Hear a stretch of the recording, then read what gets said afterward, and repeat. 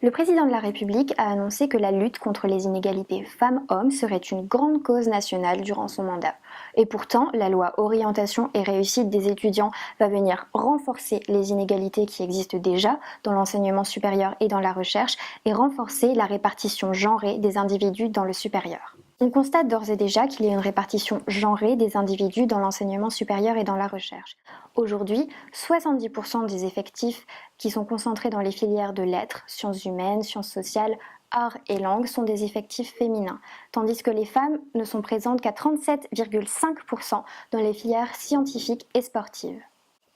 Ce phénomène est produit d'un contexte social général et de construction sociale qui font qu'aujourd'hui, les femmes se concentrent dans les filières les moins sélectives, voire non sélectives, ou qu'il était du moins jusqu'au passage de cette loi ORE, c'est-à-dire que avant le passage de cette loi, les femmes étaient concentrées dans les filières à l'université publique, dans les filières qui n'étaient pas en tension, soit les filières de langue, lettres et sciences humaines, et elles n'étaient présentes qu'à 42,5% dans les filières sélectives, à savoir les classes préparatoires aux grandes écoles et les formations d'ingénieurs, dans lesquelles elles n'étaient d'ailleurs présentes qu'à 26,9%.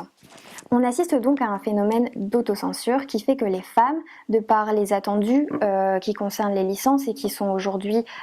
exposées sur la plateforme Parcoursup, ne se sentent soit pas aptes à se rendre dans ce genre de filière, soit ont peur d'être discriminées en se rendant dans ce genre de cursus. Donc aujourd'hui, 20% des femmes admettent avoir été moins bien traitées que les hommes dans leurs études supérieures. À ce phénomène d'autocensure va s'ajouter un phénomène de censure lié à la procédure Parcoursup qui fait qu'aujourd'hui, ce sont des personnes qui vont être habilitées à traiter les dossiers des étudiants et non plus un programme informatique comme c'était le cas avec la précédente procédure qui avait ses avantages et ses inconvénients. L'inconvénient aujourd'hui est la possibilité qu'il y ait un arbitrage dans le choix des dossiers, dans la sélection des dossiers, et cet arbitrage peut concerner tant l'origine sociale supposée des étudiants qui ne sont pas anonymes quand les dossiers sont traités, que le genre, et donc on peut supposer qu'en filière sportive et en filière scientifique, où aujourd'hui la répartition genrée des individus est déjà existante, il y a une intensification de ce phénomène et que les femmes soient par exemple moins favorisées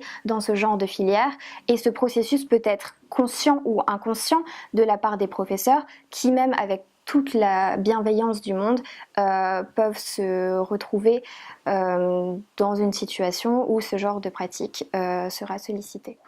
Cette intensification de la répartition genrée des individus à l'université va également avoir un impact sur l'insertion professionnelle des individus ainsi que sur les débouchés professionnels. On sait aujourd'hui que les femmes sont payées 26% de moins que les hommes et qu'elles occupent moins de postes à responsabilité que les hommes et travaillent le plus souvent dans des domaines dévalorisés. Ainsi, l'intensification de ce phénomène va contribuer à renforcer les inégalités sociales qui existent déjà dans la sphère du monde professionnel. Run the world, girls.